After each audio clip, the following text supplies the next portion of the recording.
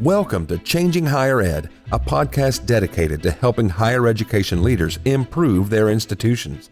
With your host, Dr. Drumm McNaughton, CEO of The Change Leader, a consultancy that helps higher ed leaders holistically transform their institutions. Learn more at changinghighered.com. And now, here's your host, Drumm McNaughton. Thank you, David. My guest today is Jinann Bitar of Education Trust, where Jinann oversees research and analysis, supports policy efforts through data modeling, and collaborates with experts to develop innovative tools and resources. That's a fancy way of saying Jinann is a researcher and a data geek. Before joining the Education Trust, she worked at the Bipartisan Policy Center as well as the American Council on Education, where she equipped leaders with data-driven insights. Her background also includes roles at public universities such as the University of Montana, UC Davis, and UCLA. Ed Trust has taken on a set of research projects that explore education pathways after high school, i.e. short-term credentials. And Jinann joins me today to talk about this project and how higher ed institutions can establish these types of programs. So, Jinann, welcome to the program. Thanks for having me, Drumm. It's my pleasure. You folks over at Ed Trust are doing some amazing stuff with higher education. Before we jump into that, give our listeners a little bit of background on who you are. When we spoke the other day, I found it fascinating. Well, thanks, Drumm. My name's Jinann Bitar, and I currently serve as the Director of Higher Ed Research and Data Analytics for the Education Trust National Office in Washington, D.C. But before I landed here, I'd love to tell you a little bit about my journey. My first 10 to 12 years in the career field, I actually spent working and learning at state universities like University of Montana and UC Davis and UCLA. And I always had different roles that involved persistence, retention, and completion initiatives, talking about affordability, working with the state legislature on tuition hikes. And in those times, I kept going back to the evidence and data, and a lot of times it wasn't there. And things we knew anecdotally that were hurting or helping students, we couldn't find it in what people would call the evidence. And so that really led me to go back and get a research degree and learn more about how we could get that evidence and ensure that the policies that we're enacting and the things we're advocating for are really based on data.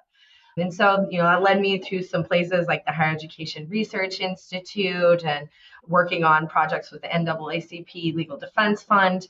And then I landed a fellowship with the American Council on Education here in Washington, D.C. And for folks who know, that's the umbrella membership board for all the higher education institutions. So really talking to leaders, college chancellors and presidents and administrators across the U.S. to understand what's best for higher ed. And that sort of captured my heart, and here I stayed. So I spent some time next at the Bipartisan Policy Center working on a comprehensive Higher Education Act reauthorization. For folks here in the Beltway, we know that sort of died down during the COVID years, and now in the last two administrations, we're seeing a lot more one-off higher ed. But I had a great time learning and really finding out all the intricacies of the legislative process at the Bipartisan Policy Center until I moved into my role here at the Education Trust, where I run the research and data analytics for the higher ed team. And we're really sort of known for our work on affordability, access, and student success. So I'm so excited to talk more about where this journey has led me and the things that Ed Trust is diving into now. Well, Ed Trust seems like a good landing place for you, especially with your love of data. You described yourself as a data geek before, and that's true.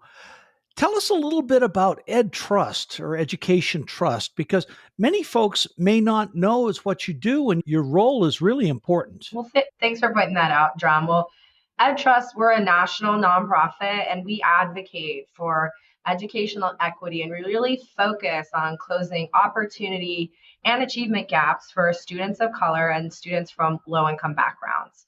So we conduct research, policy analysis, do technical assistance with states, feds, and systems, and have advocacy to push for systematic changes in K-12 and higher ed systems. So we work at a national level, and we have regional offices like EdTrust West or EdTrust Midwest and South. And then we have state partners so they can address context-specific challenges. And on our national higher ed team, like I said, our work really includes advancing knowledge and policies that promote practices around college access, affordability, and success.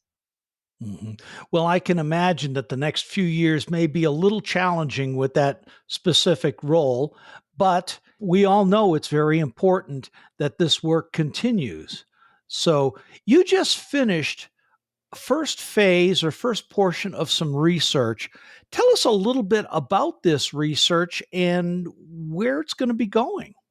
Yeah, so we're really excited. We have a recent paper out on the cost of short-term credentials.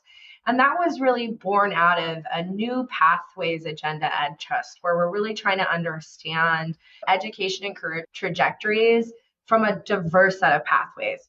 We may have more historically been known to do a lot of affordability work on the traditional four-year bachelor's degrees or four-year higher education institutions.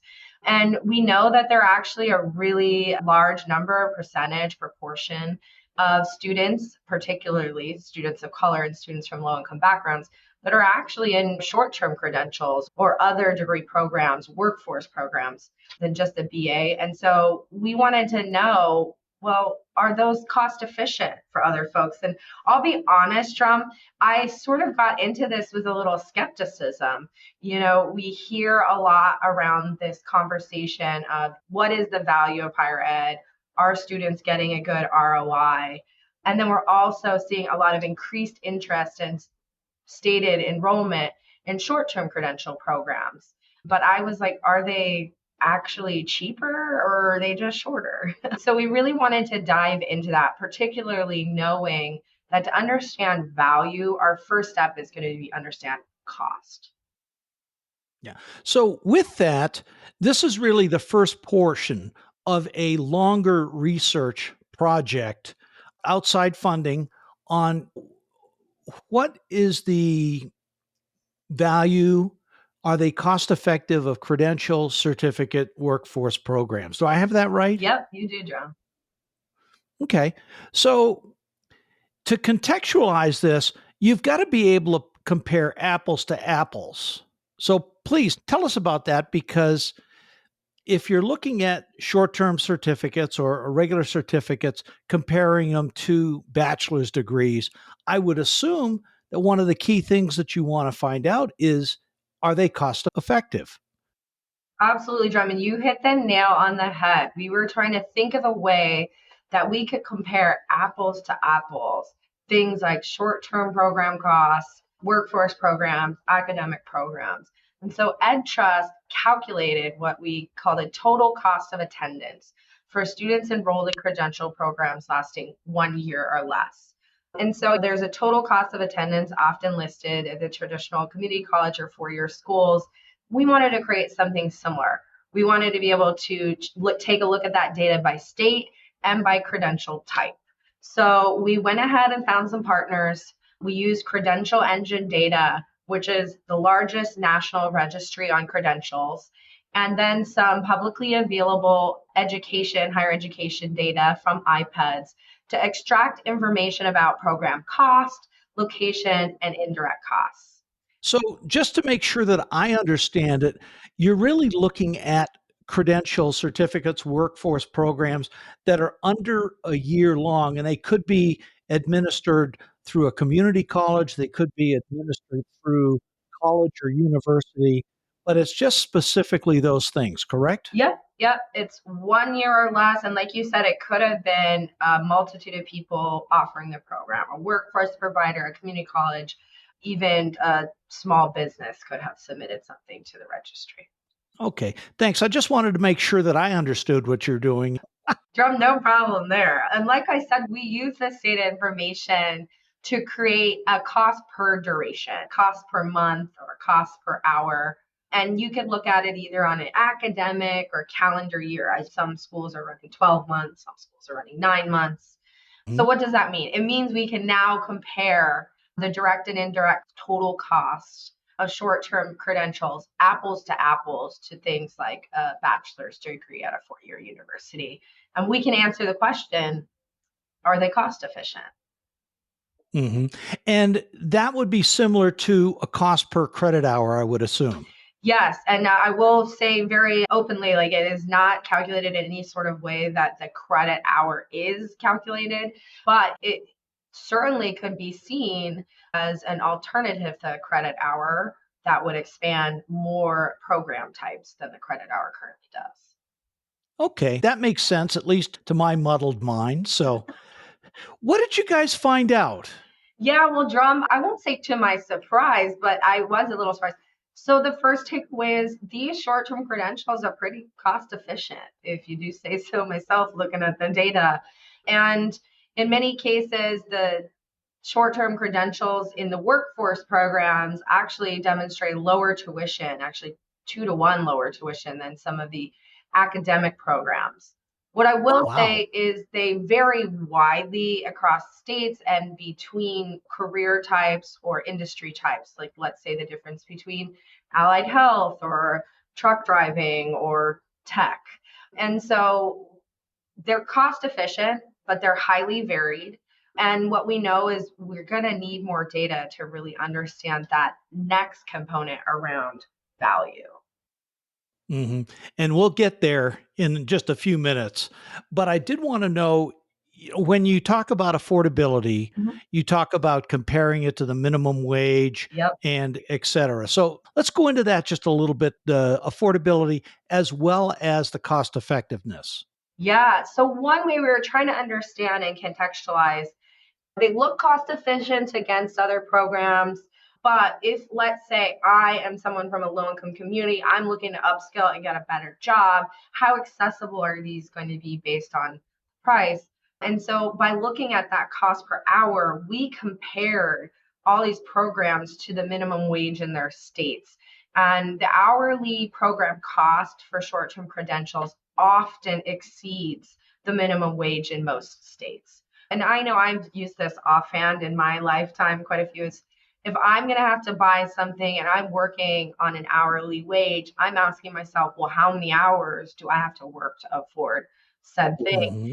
And some of these, when you broke them down, would take a lot of time and energy to save to afford. For example, anywhere from 240 hours for a workforce training program in Washington to upwards of 2,800 hours for an academic training program in New Hampshire, right? So that'd be a pretty steep cost to bear to get access to those programs. And so what that meant to us at Ed Trust is that workers and learners are likely going to need financial assistance to access and complete short-term credentials. Now, we're not making a statement about who should be funding that or if that should be done, but we're just saying if folks are hoping that there's broad access to these short-term credentials, it's likely financial aid is going to be necessary.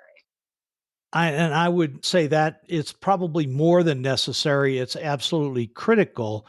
If, in fact, governments, if folks feel any kind of obligation to help folks from a lower SES, socioeconomic society background, if they have any obligation or feel any need to do this, you just can't say, well, go out and get a certificate or whatever. You're going to need to be able to help them do that.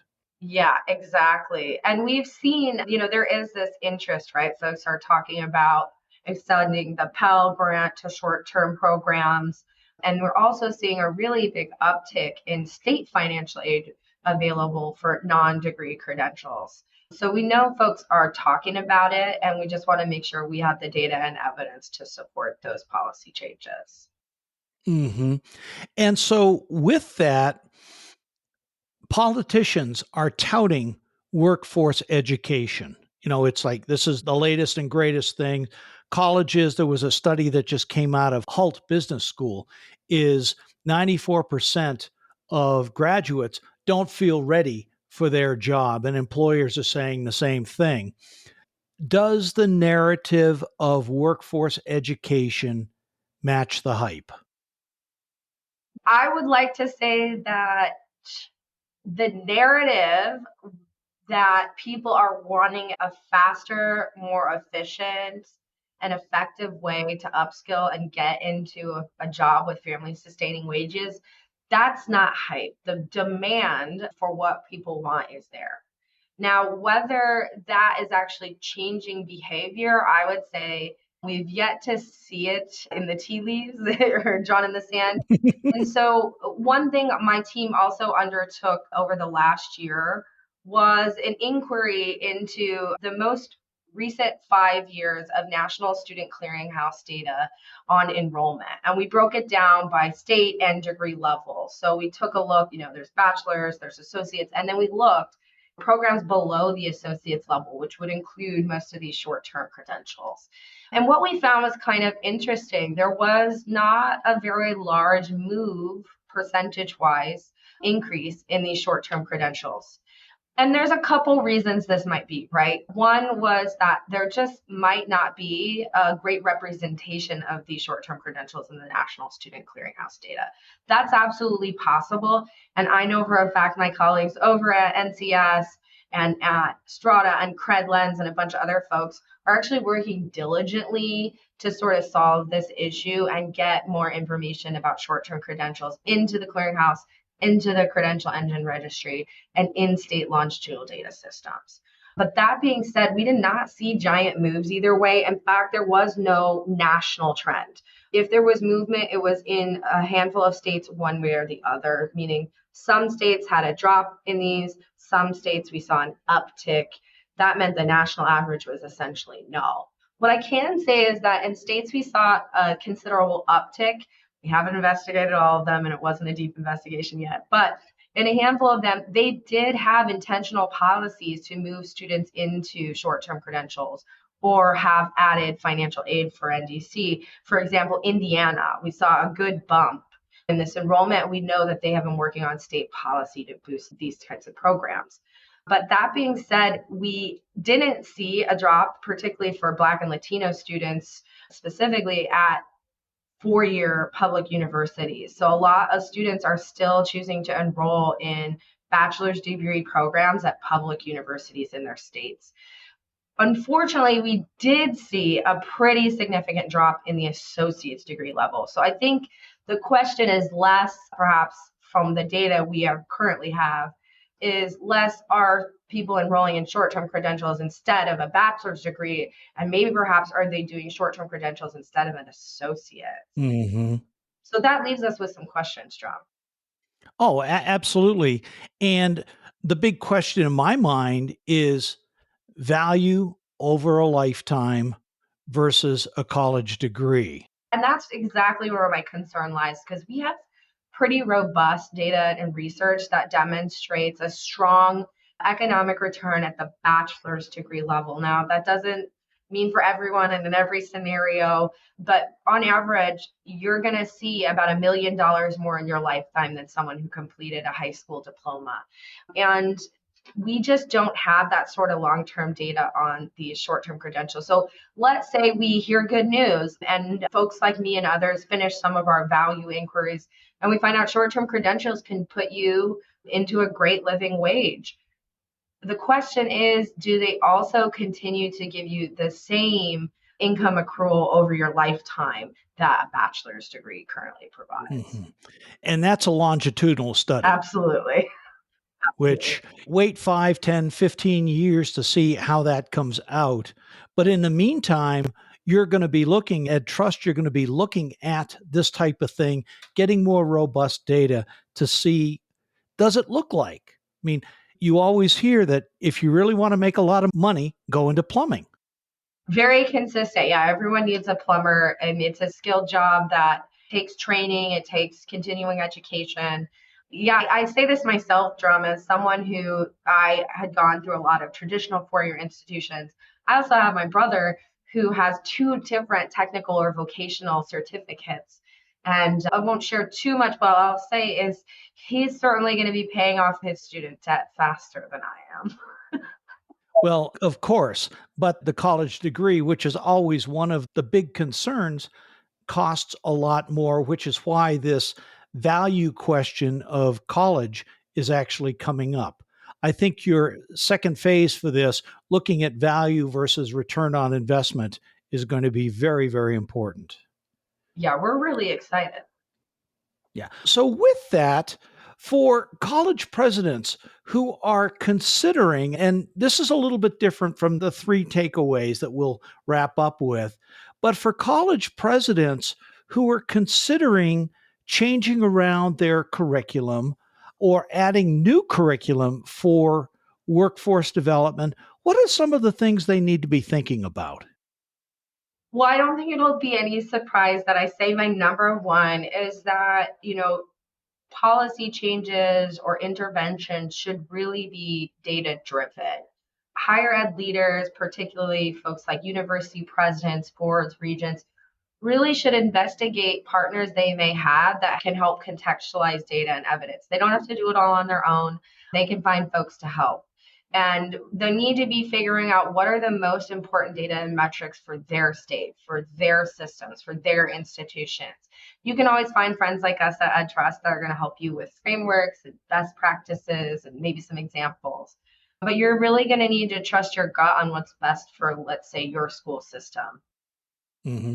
And for your school system, but also too, what are the industries around your institution? How do you attract those students? I just had a conversation with a gentleman who works in marketing and branding for college higher ed institutions. And the biggest the biggest challenge that folks have when they roll out a new program is they really haven't done good research to find out what the market demand is. So that would be my first thing is go back, be a data geek, figure out what your local area, the industry needs are. Does that make sense? Yeah, and you sort of hit like the next thing I would say right on the head, which is make sure that you're collaborating with other public agencies, TA, support your local chamber of commerce, your Bureau of Labor Statistics, maybe you have a state department on economics or something. They may have a handle on some data that includes things that are like labor market demands in your state or up and coming areas where they're going to need more workers. And so using your own available data to make decisions is great. It's even better if you can work in collaboration with other state agencies to understand how you can get programs to match where workers need to be. And then everyone's happy, right? Because we're keeping folks in the state. We're not getting a brain drain once folks finish programs in our state. What else do college presidents need to think about if they're going to be starting up more workforce development programs? Yeah, I think there's a couple things. Some of the same things stay true, right? So, some of the best practices around how we get students to, through, and succeed are going to remain the same, whether it's a 4-year degree or it's a short term credential program. And that means that they have adequate access to financial assistance, that they have access to wraparound and holistic supports, and that they have some flexibility in how they're designing their degree program. So it's really meeting students where they are in 2025.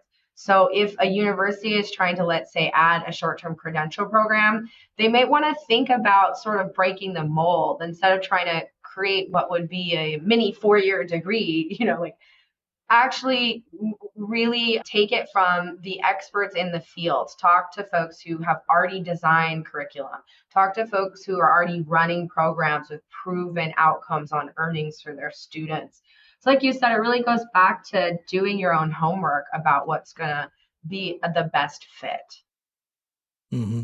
And there's no reason why you can't design these to be stackable certificates, what would lead to an AA degree or a BA, BS degree. That is critical. And one partner we work with that I know off the top of my head that does a great job at this is the College of Healthcare Professions in Texas, CHCP. Mm-hmm. So they have tons of very short and accessible credentials that can be stacked into associates up to bachelor's degree. And the prior credit counts throughout all of those programs. So it really encourages continued learning and upskilling. Mm. And there are a number of places out there. I'm thinking about HLC as an accreditor. They've got a new initiative being run by Melanie Booth, who formerly of WASC and NC Sarah, who's looking at quality credentials and how do you measure quality, et cetera. I know there are other accreditors doing the same thing. Yeah, yeah. And so quality is a really big part of the value question, right? And we know that folks like the National Skills Coalition and, like you mentioned, some other boots on the ground are really working to put information out about what a quality framework looks like for short-term credentials. And what I can tell you is it includes a lot of the things that we were just discussing. But a big one, as you mentioned, is that I think state folks and system folks can really listen for is this: how do you make things stackable? How do you give credit for prior learning? Those are really big components to getting a lot more adult workers and learners to and through programs. And that's the key, is to be able to build enrollment, having advisory boards who can help you structure the curriculum. And one other point comes to mind is, especially with stackable credentials like what we're talking about, most folks do workforce development programs through their experiential ed or another division. And that may be where you want to house it, but don't limit people from taking courses out of the gen ed program or other areas as well. Allow them to build their degree. Obviously, it's got to be accreditable, et cetera, but build that degree that's really going to help them and potentially steer them into getting their bachelor's degree. Yeah, no, and I think there are some really good examples where you can maximize your capacity and resources to serve multiple populations. Let's say you have a main campus and then you have a continuing education campus. And I saw this at University of Montana, and I'm sure this was more a fiscal perspective, but it's actually smart strategically, is essentially having one class with one instructor, but you have two different course numberings based on whether you're an enrolled degree credit programs person at the main campus or you're enrolled in the continuing education non-degree program. So they're actually together, they're in the classrooms, they're doing the same thing, but we're just making sure that syllabus hits the requirements for those two different kinds of programs. And so that gives people access, like you said, to general education classes, and then it gives main campus students access to maybe some more technical or hands-on courses that they were looking to get before they go out into the workforce. So very important. And I remember back more years than I want to think about as a faculty member teaching master's level courses with three different, same class, three different course numbers because of three different programs. One was a master's in organization development, one was a master's in leadership, the other was a master's in healthcare administration. Same course, three different course things. There's no reason that you can't do the same thing with continuing education. Yeah, it's very common to do it across academic programs. Sure, it might be just a little more administrative burden or red tape, but like I said, you see examples where they're doing it across schools, even school types, and that seems like a win. It's so critical. The last piece before we get to our typical takeaways is the short-term Pell, the short-term grants. Many states are moving to those, but from a national level, we haven't seen that yet. How would you recommend, because you've done work with congressional delegations, et cetera, how would you recommend presidents, boards, educational lobbyists talk to their congressman, their senator about getting these kind of programs put into place? Yeah, I think there are a couple things. There's always quite a few moving parts when we're talking about federal legislation, but there is Really? just a couple. There is pretty significant bipartisan support behind components of legislation that would essentially open Pell Grant access to programs up to 8 weeks. That would be new, right? Right now, it has a much higher credit hour threshold. I'm going to give you the bad news, the good news, Drumm. Here's the bad news. Please. The bad news is that the limited evidence we currently have on the effectiveness of or like outcomes, value, ROI on short-term credentials is not looking good. We have like one Department of Education experimental sites research inquiry. They spent a long time keeping the data hidden from us because it didn't look good. And then a couple other small scale research inquiries that also don't have great results. I would say there's a couple things going on there. One, we don't have great data on short-term credentials. And so one of the biggest calls we made in our paper was, let's get better data. If you're running credentials, send them to the registry, make sure you're working with CredLens.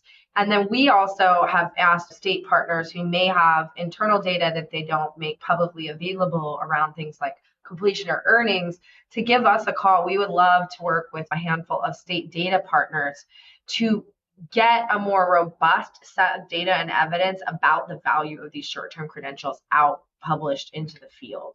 And then I think where the opportunity lies, though, is that, and like these are my own opinions and they do not represent that of my organization, is to say that I know that some of these programs work for people. And for me personally, whether it's like a workforce program or a 4-year degree or a community college, if it has good outcomes for students, we should lift that up and support it. And if it has bad outcomes for students, there should be accountability around it. And so the introduction of short-term Pell actually gives us an opportunity to build a framework around value that everyone can agree on. Meaning, like, if any type of program aren't meeting certain quality or value metrics, then we're going to probably restrict their access to federal dollars. And I think that's a good notion across the board. We want to make sure there's value for students in every sector across programs. And so, like I said, we don't have a lot of great data and evidence that short-term credentials give students a great ROI. I say we need to do more data and research to make sure that's an accurate summation of what's available. And then I also think, again, it's an opportunity to create a value or accountability system where we can all agree, you should make more money after you finish X, Y, or Z degree than a high school diploma, or we might not give state or federal access to those dollars. Of course, that's something people throw around as sort of a benchmark in general, but I think we have to have some more collective conversations around what that means. And again, this is our opportunity. And I think a lot of folks are sort of afraid maybe that there aren't a lot of opportunities in the education or higher education space under this administration.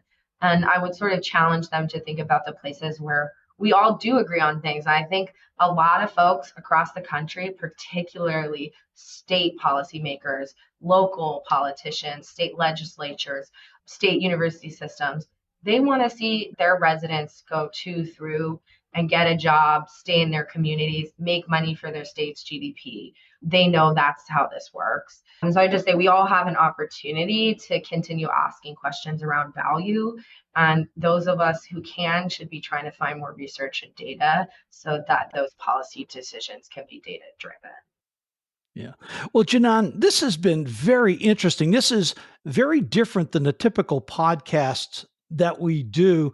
We got into some real detailed information, and I want to thank you for bringing your expertise, your knowledge, and that of Education Trust to the program. I thank you. It's been wonderful. Well, thank you so much for having me, Drumm. And I always appreciate when someone's willing to listen to a wonky appeal.